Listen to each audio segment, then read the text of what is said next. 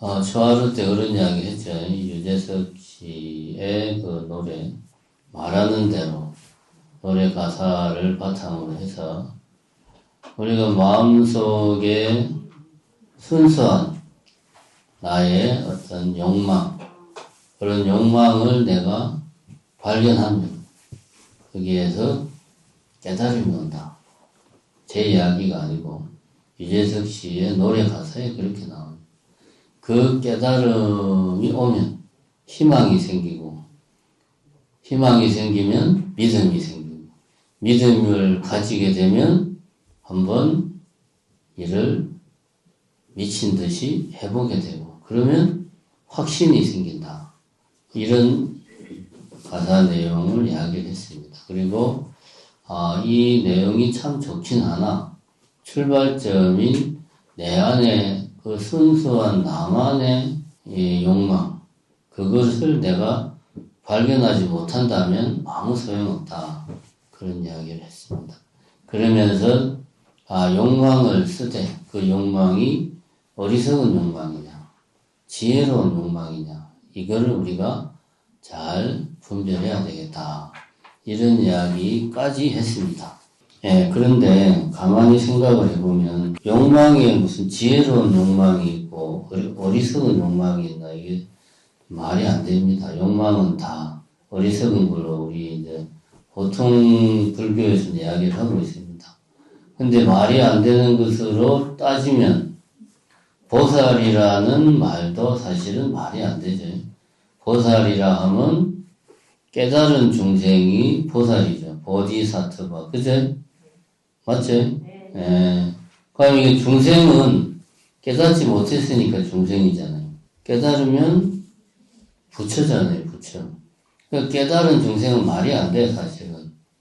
말이 안 되는데 우리가 보살 하면은 깨달은 중생이다. 이렇게 의미를 풀이합니다. 깨달은 중생이란 다른 게 아니죠. 깨달았으나 내가 부처가 되기를 마다하고 중생과 함께 나 외에 다른 모든 중생들이 다 깨달을 때까지 나의 이 깨달음은 놓치겠다.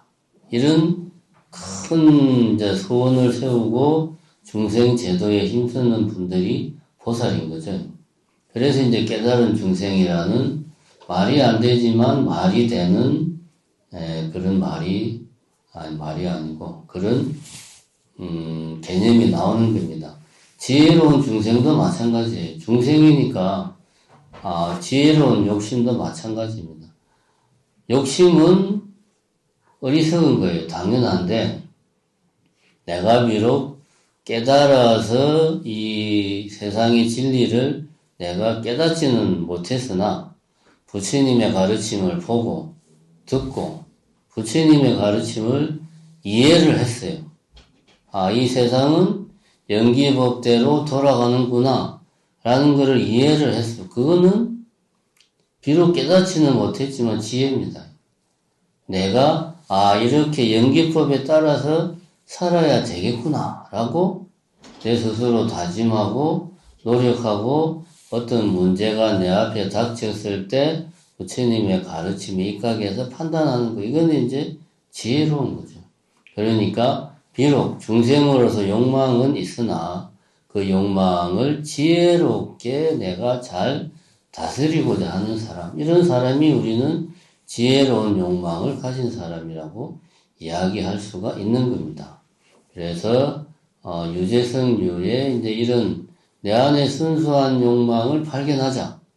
참 좋으나 그 욕망이 지혜롭게 잘 다스려져야지만이 의미가 있다. 이런 이야기를 초하루 때 했습니다. 오늘은 그러면은 어떻게 하면 내 안의 욕망을 내가 지혜롭게 다스릴 수가 있나, 이런 이야기를 오늘 하겠습니다.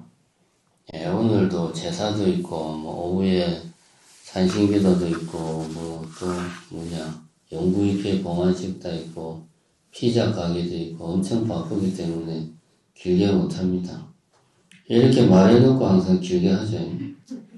그래서 오늘은 저번에 초하루 때는 이제 유재석의 노래 가사 말하는 대로 가지고 우리가 이야기를 했고, 오늘은 법정 스님의 글 중에서 하나를 갖고 와서 그걸 이제 텍스트로 해서 한번 이야기를 해보겠습니다. 이게 정확하게 어느 책에 나와 있는지는 잘 모르겠어요. 근데 이제 그거는 제가 찾아봤는데 확인을 못했습니다. 근데 이제 법정 스님의 글이라고 이제 많이 회자되고 있어가지고 제가 한번 가져와 봤습니다. 너무 좋아할 것도 너무 싫어할 것도 없다.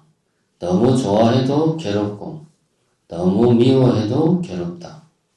우리가 알고 있고 겪고 있는 모든 괴로움은 좋아하고 싫어하는 이 두 가지 분별에서 온다. 늙는 괴로움도 젊음을 좋아하는 데서 오고 병드는 괴로움도 건강을 좋아하는 데서 옵니다. 죽음 또한 삶을 좋아하는 것, 즉 살고자 하는 집착에서 오고 사랑의 아픔도 사람을 좋아하는 데서 오고 가난의 괴로움도 부유함을 좋아하는 데서 온다. 이렇듯 모든 괴로움은 좋고 싫은 두 가지 분별로 인해 온다. 좋고 싫은 것만 없다면 괴로울 것도 없고 마음은 고요한 평화에 머문다. 그렇다고 사랑하지도 말고 미워하지도 말고 그저 돌처럼 무감각하게 살라는 말이 아니다. 사랑을 하되 집착이 없어야 하고 미워하더라도 거기에 오래 머물러서는 안 된다. 사랑이든 미움이든 마음이 그곳에 머물러 집착하게 되면 그때부터 분별의 괴로움은 시작된다. 사랑이 오면 사랑을 하고 미움이 오면 미워하되 머무는 바 없이 해야 한다. 인연 따라 마음을 일으키고 인연 따라 받아들여야 하겠지만 집착만은 놓아야 한다. 이런 글이 있습니다. 법정 스님 글 중에. 핵심은 인연 따라 마음을 일으켜라. 우리 중생들은 인연 따라 마음을 일으켜야 되는데 내가 좋아하고 싫어하는, 좋아한다, 싫어한다 이런 분별심 때문에 거기에서 우리 인생에 고통이 온다. 늙는 괴로움은 젊음을 좋아하니까. 그지? 병드는 괴로움은 건강함을 좋아하니까. 가난이 괴로운 것은 돈이 많은 걸 좋아하니까. 사랑의 아픔, 이별이 괴로운 것은 사랑을 좋아하니까. 이런 식으로 우리가 좋아하고 싫어하는 마음이 우리에게 있어서 그 분별하는 마음 때문에 우리가 괴롭다. 그렇게 하지 말고 사랑이 오면 사랑을 하고 미움이 오면 미워하되 거기에 머물러서는 안 된다. 즉 집착해서는 안 된다.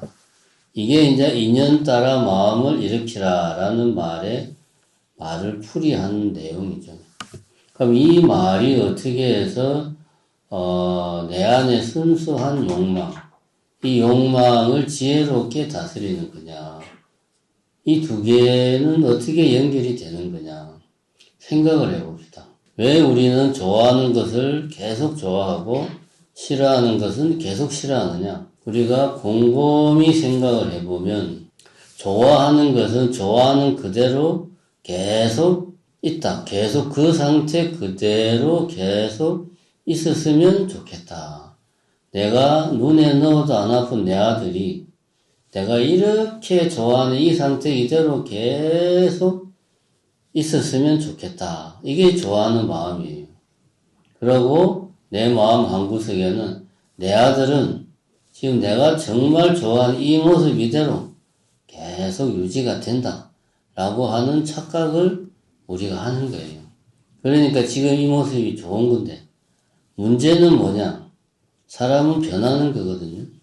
나이를 먹으면 말을 안 듣고 또 거기서 더 나이를 먹으면 속을 새기고 또 더 나이를 먹으면 내 말고 다른 여자를 한테 완전히 빠져가지고 나는 쳐다보지도 않는 게 자식이란 말이에요.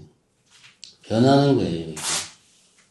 그럼 사람만 그러냐? 모든 게 사실은 다 변하죠. 우리가 이제 가만히 생각을 해봅시다. 말로는 뭐 모든 게 다 변한다. 맞는 말이지. 그랬는데, 가만히 생각을 해보면, 이게 진짜 다 변하는가? 의심스러울 수 있어요. 근데 우리가 이런 생각을 해보자. 여기에 뭔가 변하지 않는 뭔가가 있다. 뭐 예를 들면, 이 시계가 영원불변이다. 이 시계는 변함없이 이 모양 이대로 있다. 고 한다면, 그럼 이 시계에는 과거에도 이 모습 이대로 있어야 되고, 미래에도 이 모습 이대로 변하지 않고 있어야 됩니다. 그러면 이 시계는 언제 그러면 이 시계는 생겨났나? 만약에 이 시계가 아주 머나먼 과거 언젠가 생겼다. 그래서 그때부터 쭉 변하지 않고 있다. 고 하면 이거는 말이 안 되죠. 왜냐, 생겼다는 것 자체가 이미 변한 거잖아요. 그죠? 그러니까 만약에 뭔가가 영원하려면 생기면 안 돼요. 생기지 않는데 영원히 존재해야 돼. 이게 말이 됩니까, 이게? 말이 안 되죠. 생기지도 않았는데 어떻게 이게 영원히 존재할 수가 있습니까? 그러니까 가만히 우리가 생각을 해보면 뭔가 변하지 않고 이렇게 영원불멸이다. 항상하다. 무상이 아니고 항상하다는 것은 말이 안 돼요. 무엇든지 변해야지만이 그것이 존재할 수가 있어요. 왜냐하면 변한다는 말 속에는 생기는 거, 태어나는 거 이런 것들이 다 포함되거든. 사라지는 거, 죽는 거 다 포함되는 거예요. 뭔가가 있으려면 먼저 생겨야 되잖아요. 어느 시점에는. 모든 것이 변화한다는 것은 왜 그러냐? 우리가 있다고 생각하면은 그거는 변할 수밖에 없다. 라는 것을 우리가 첫 번째로 머릿속에 입력을 해야 됩니다. 그런데 우리 사람들은 내가 좋아하는 거 무엇이 그 상태 그대로 계속되기를 바래요. 이게 뭡니까? 이게 집착이죠. 이게 집착입니다. 좋아하는 사람을 만나면 그 사람이 나를 계속 좋아해 주기를 바래요. 변함없이. 그래서 우리가 뭐 변함없는 사랑, 영원한 사랑을 말을 하는데 현실에서 그런 사랑은 없죠. 남녀 간의 사랑은 말할 필요도 없고 부모 자식 간에도 안 됩니다. 그게 여러분들 스스로 잘 알죠. 아무리 눈에 넣어도 안 아픈 자식이라도 애가 뭐 2살, 3살, 4살 때까지는 정말 쳐다보기만 해도 애정이 뚝뚝 떨어졌는데 그놈의 자식이 나이 40 돼가지고도 백수로 있으면 쳐다보기만 해도 그냥 애정이 뚝뚝 떨어집니까? 쳐다보기만 해도 그냥 속에서 열불이 나오지. 그죠? 모든 것은 변하는데 우리가 그것이 내가 좋아하는 그 상태 그대로 있어야 된다라는 그 마음, 집착이 있으니까 안 맞는 거예요, 이게. 현실은 변하는데 내 마음은 변하지 않기를 바라니까 괴로운 거예요. 그럼 내가 원하는 대로 변하지 마라 라고 이야기하면 세상이 안 변하면 인생의 고통이나 슬픔은 없는데 내가 아무리 변하지 말라고 빌고 또 빌고 애원을 해도 세상은 참 무정하게 끊임없이 존재하는 모든 것들은 변한다 이거예요. 그래서 우리는 괴로운 거예요. 여기서 우리가 알 수 있는 것은 우리가 왜 인연 따라 마음을 일으키지 못하냐. 우선 첫 번째는 지금 이야기했듯이 집착하는 마음이 우리 안에 있으니까 그렇다. 그러면 여기까지는 뭐 웬만한 불자들은 다 아는 이야기입니다. 아는 이야기를 제가 또 하니까 재미도 없고 지겹죠. 그럼 왜 집착하는 마음이 우리 안에 생기냐? 이걸 이제 우리가 봐야 됩니다. 월요일날 제가 연기라는 말에 대해서 이야기를 했죠. 나무 막대기 기억납니까? 나무 막대기 4개하고 끈하고 천막 천하고 이렇게 이 세 가지가 서로 잘 의지해가지고 어느 순간 텐트가 생기는 거예요. 나무 막대기 4개를 세워서 그 위에를 끈으로 묶고 천으로 둘둘 씌우면 뭐 좀 조잡하긴 하지만 천막이 탄생이 됩니다. 천막이 생긴다. 나무 막대기와 끈과 천이 서로 의지해서 천막이 생긴다. 의지해서 생긴다. 이게 뭡니까? 이게 연기입니다. 이게 연기법이에요. 우리가 상식적으로 알고 있는 연기법이 뭡니까? 이것이 있으므로 저것이 있고, 이것이 생함으로 저것이 생하고, 뭐 내지는 이 세상 모든 것은 서로 다 의존하고 있다, 관계하고 있다. 이렇게 우리는 연기를 이해하고 있는데 이거는 연기의 반의 반만 알고 있는 거다. 연기는 연하여 기하는 거예요. 서로 의지하고 있을 뿐만 아니라 의지해가지고 거기서 뭔가가 생겨나. 무엇이? 아까 말했듯이 나무 막대기와 끈과 천이 서로 의지해서 어느 순간 갑자기 뭐가 생깁니까? 텐트가 생기잖아요. 그죠? 이게 연기예요. 텐트가 생기는 것까지 연기입니다. 그래서 연기라는 것은 인연생기를 줄여서 우리가 연기라고 해요. 인연생기. 인이라는 것은 일반적으로 말할 때 내적인 원인, 뭐 직접적인 원인, 연은 외적인 원인, 내지는 뭐 상황, 이렇게 말을 합니다. 더 쉽게 말하면 예를 들어서 씨앗에서 싹이 자라난다 할 때 씨앗이 인이고 싹은 그 결과 나오는 뭡니까? 과지, 과. 인과 연이 합치면 과가 나오죠. 그래서 우리가 그걸 인과법이라고 말하잖아요. 내적인 원인과 주변 상황, 외적인 원인이 서로 의지해서 결과, 과가 나온다. 예를 들면 내적인 것이 씨앗이다. 그리고 외적인 원인은 뭡니까? 뭐 날씨, 습기, 뭐 이런 영양분, 이런 흙, 이런 외적인 요인들하고 내적인 요인, 씨앗이 결합을 해서 결과, 새로운 뭔가 싹이 탄생하는 이게 과죠. 인과. 이게 인과입니다. 그래서 연기라고 하는 것은 이런 인과, 연이 서로 의지해서 생긴다. 생기한다. 그래서 인연생기에서 인생 빼고 연기라고 이야기를 합니다. 그래서 우리가 연기를 부처님이 발견한 연기법을 이것과 저것이 서로 의지하고 있다. 이렇게만 알고 있으면 연기법의 정작 중요한 부분을 우리가 모르는 거지. 존재하는 모든 것이 어떻게 해서 생기느냐? 서로 의지해가지고 생겨나는데 그것이 실제로 뭔가가 생기느냐? 나무 막대기하고 끈하고 천하고 서로 어떻게 서로 잘 모아놓으니까 우리는 그 특정하게 모아진 상태를 텐트라고 그래. 근데 그게 텐트는 아무리 쳐다봐도 그게 텐트가 없어요. 아무리 봐도 나무 막대기하고 끈하고 천밖에 없어. 텐트라는 건 없어요. 텐트는 공하다. 연기는 곧 공이다. 라고 이야기하는 텐트가 사실은 없어. 생겼다는 게 실제로 뭐가 생긴 게 아니고 우리가 보기에 텐트가 있다라고 우리가 생각하게 되는 거죠. 이게 연기법입니다. 이게 연기법이에요. 이런 연기법에 입각해서 보면 우리가 있다고 생각하는 모든 것들은 사실은 공한 거죠. 텐트가 실제로 텐트가 있는 게 아니고 텐트는 없어요. 그냥 나무 막대기가 있고 끈이 있고 천이 있는 거예요. 그냥. 그럼 나무 막대기가 실제로 있느냐? 또 나무 막대기도 이렇게 큰 돋보기 같은 걸 보면은 그게 사실 나무 막대기는 없죠. 무슨 나무를 구성하는 이런 세포들 막 그런 것들이 있겠지. 이렇게 따져보면 모든 것들은 공한 거죠. 이게 뭡니까? 무아지, 무아.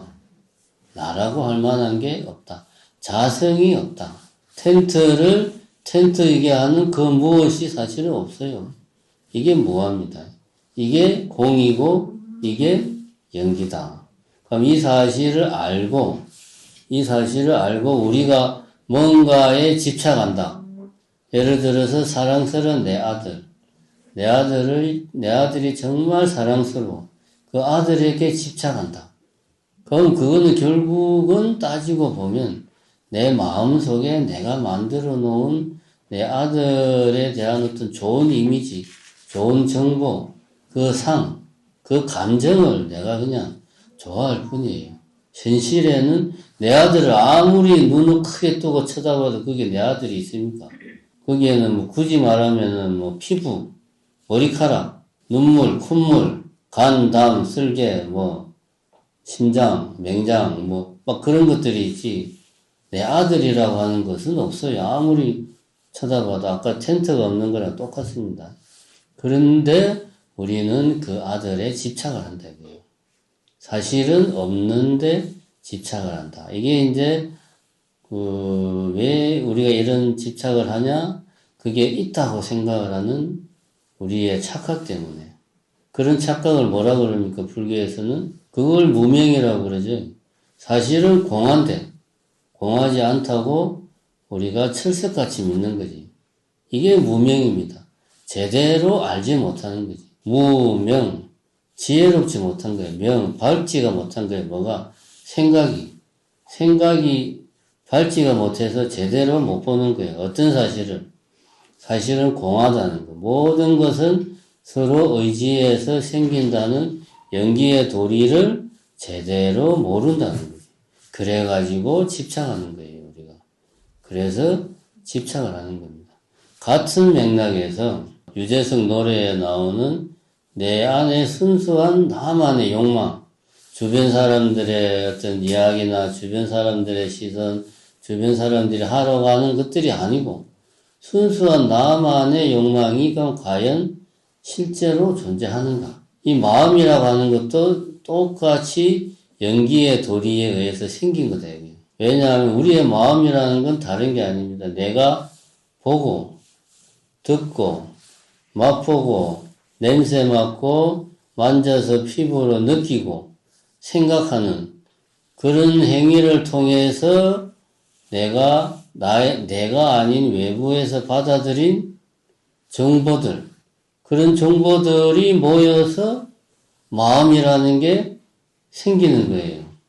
순수한 마음이라는 건 있을 수가 없어요. 보지 않고, 듣지 않고, 맛보지 않고, 느끼지 않고, 마음이라는 게 생길 수가 없죠. 결국 내가 뭘 보느냐, 무엇을 듣는가, 어떤 음식을 먹고, 어떤 맛을 느끼고, 어떤 냄새를 맡고, 어떤 촉감을 느끼고, 내가 어떤 기억을 상상을 하고, 하냐에 따라서 지금 내 생각이 생기는 거예요. 이런 것들에 의지해서 내 마음이 생기는 거예요.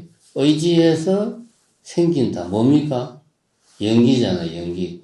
마음도 텐트처럼 똑같이 연기해서 생긴 거예요. 텐트가 공한 것처럼 마음도 공한 겁니다. 이 도리를 모르면 유재석이처럼 순수한 내 욕망을 찾기 위해서 내 마음을 들여다보겠죠. 그 안에 어떤 욕망이 있으면 이거는 나만의 거라고 생각을 하고 소중히 여기겠지. 그래가지고 거기에서 희망을 갖고 어떤 믿음을 가지고 확신을 가지고 미친 듯이 뭔가를 하겠죠. 근데 없는 사람은 어떻게 해? 있을 수도 있고 없을 수도 있죠. 그건 아까 말했듯이 연기하는 거기 때문에 이 사실을 알면은 순수한 내 마음속의 어떤 욕망, 사실 이런 것도 연기에서 나온다. 그럼 내가 뭘 보냐, 뭘 듣느냐에 따라서 정해지는 거다. 이걸 우리가 알아야 됩니다. 여기서 이제 인연이라는 말과 연기라는 말이 어떻게 다른가. 그리고 인연이라는 말은 자주 쓰잖아요.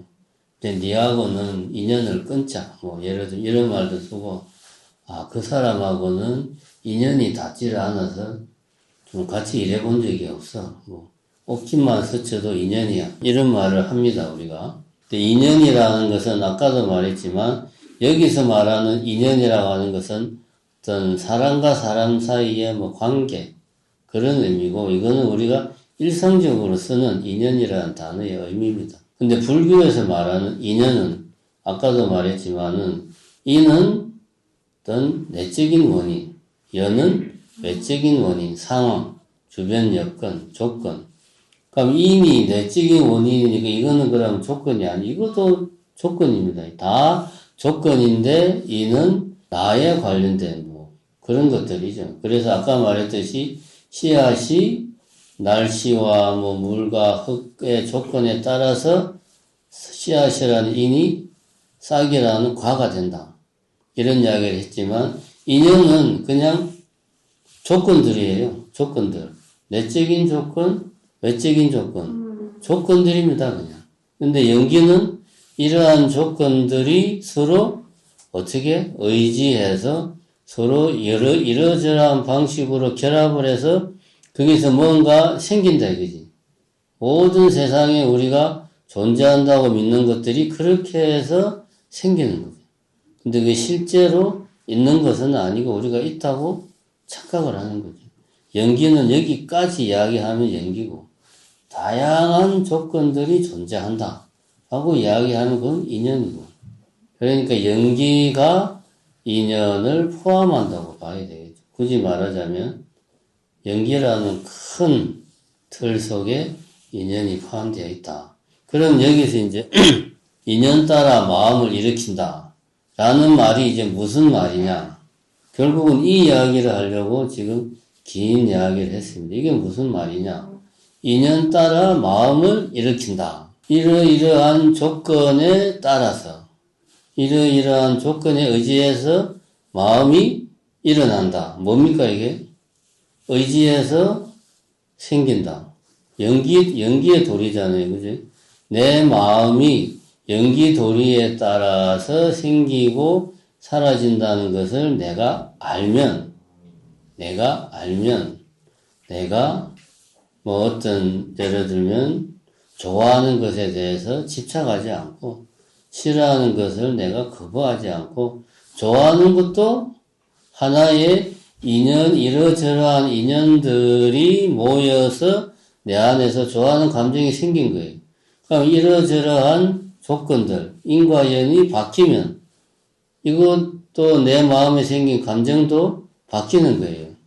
그러니까 이거를 우리가 흔히 쓰는 말로 표현하면 세상 모든 일은 다 지나간다. 좋은 일도 언젠가는 지나가고 나쁜 일도 언젠가는 지나가고 그런데 우리는 좋은 일은 이 자리에서 계속 그대로 나와 함께 이 자리에 있어주기를 바라고 나쁜 일은 내 눈에서 완전히 사라지기를 바라는 거예요. 근데 우리 마음도 연기하기 때문에 좋은 일도 조건이 바뀌면 내 마음에서 사라지고 나쁜 일도 조건이 바뀌면 내 마음에서 사라지는 거예요. 이거를 한마디로 줄이면 세상 일은 다 지나간다. 세상은 끊임없이 변하기 때문에 지나가기 마련이다. 대표적인 고사 중에 이 내용을 연기도리를 잘 담고 있는 고사가 있습니다. 세옹지마라고 알지요? 세옹지마. 어떤 내용인지 알죠? 세라고 하는 것은 국경, 변방. 변방에 있는 옹, 늙은이의 말. 변방에 있는 늙은이의 말 이야기죠. 다 아시겠지만 기억을 환기하시라는 차원에서 제가 다시 말씀을 드리면 이게 중국 이야기죠. 변방에 늙은이가 살았는데 말을 한 마리 키웠어요. 변방이니까 제가 저 북쪽 이런 데는 이제 중국에 만주 이런 데는 이제 말을 키우잖아요. 말을 한 마리 키웠는데 이 노인네가 말을 키웠는데 어느 날 말이 도망을 가버렸어요. 그 마을 사람들이 아이고 하나밖에 없는 말이 도망가 버렸으니 얼마나 마음이 아프겠습니까. 이렇게 이제 위로를 하니까 그 노인네가 혹시 압니까? 또 좋은 일이 생길지 라고 무덤덤하게 대답을 하더래요. 근데 며칠 지나가지고 이 말이 돌아왔는데 다른 말을 한 마리 더 데리고 온 거예요. 다른 말을. 말이 두 마리로 늘어났어요. 그래서 이제 마을 사람들이 아이고 이렇게 기쁜 일이 어디 있어요. 축하합니다. 기분 좋으시겠네. 막 그러니까 또 이 노인네가 또 세상 일이 어떻게 될지 모르는데 함부로 또 좋아할 수도 없죠. 그랬는데 아들이 말을 타다가 넘어져가지고 다리를 다쳐버렸어요. 쉽게 말해서 병신이 되어버렸어요. 쩔렁뱅이가 되어버렸어요. 그랬는데 그때 전쟁이 나가지고 전쟁이 나서 동네 젊은 사람들은 다 전쟁터에 끌려가가지고 다 죽었어요. 아들은 근데 다리 병신이 돼가지고 전쟁터에 안 간 거야. 살아남았어요. 죽는 것보다 다리 쩔뚝거리고 사는 게 100배 낫죠. 100배가 뭐예요? 1000배, 1000배 낫지. 그러니까 마을 사람들이 이렇게 당신은 정말 앞날을 내다보는 지혜가 있는 사람이야. 이게 세옹지마의 이야기입니다. 이 이야기의 핵심은 연기도리를 이야기하고 있는 거예요. 우리가 살고 있는 이 세상은 연기의 도리에 의해서 끊임없이 변화하고 있어요. 제가 아까도 말했듯이 만약에 이 세상에 존재하는 모든 것이 변하지 않고 영구불변하고 그대로 있다고 하면 아까도 말했지만 논리적으로 성립이 안 돼. 어느 순간 존재하는 모든 것은 어느 순간 생겨야 되는데 생기는 자체가 변화하는 거란 말이에요. 그래서 달리 말하면 우리가 존재한다고 생각하는 모든 것들은 변하기 마련이에요. 그 변하는 것이 왜 변하는가? 연기도리 때문에 변하는 거예요.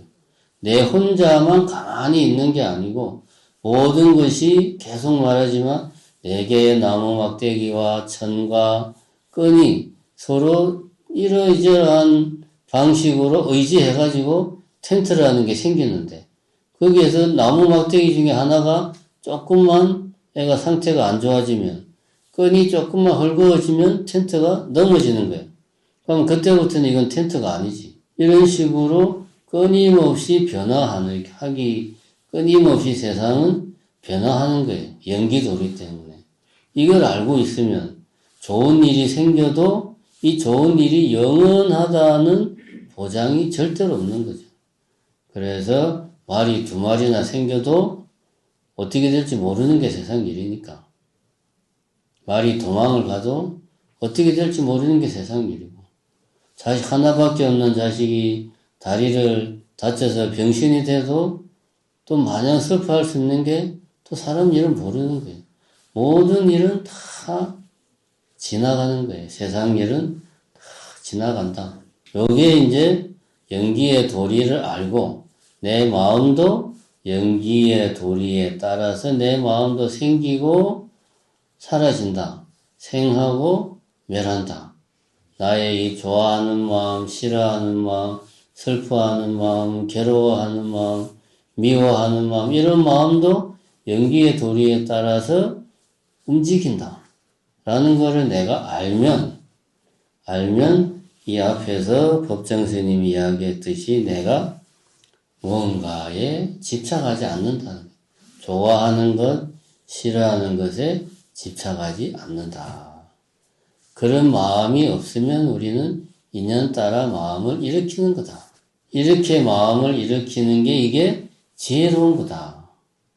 그렇게 내 마음이 움직이고 내 마음을 다스리고 그런 내 안에 내 마음을 잘 살필 때 그럴 때 내가 월요일날 이야기했듯이 올바른 방향을 내가 세울 수 있는 거예요.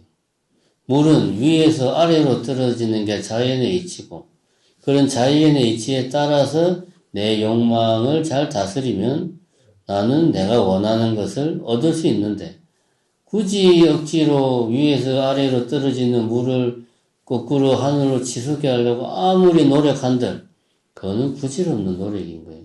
그래서 지혜로운 욕망을 가질 때 유재석이 말하는 희망과 믿음과 확신이 그 안에서 나오는 겁니다. 지혜로운 욕심을 내가 가질 때 비로소 방향이 생기고 저쪽을 향해서 가야 되겠다. 뭔가가 보이니까 그 길을 향해서 열심히 달릴 수 있는 거예요. 보이지 않으면 달릴 수가 없어요.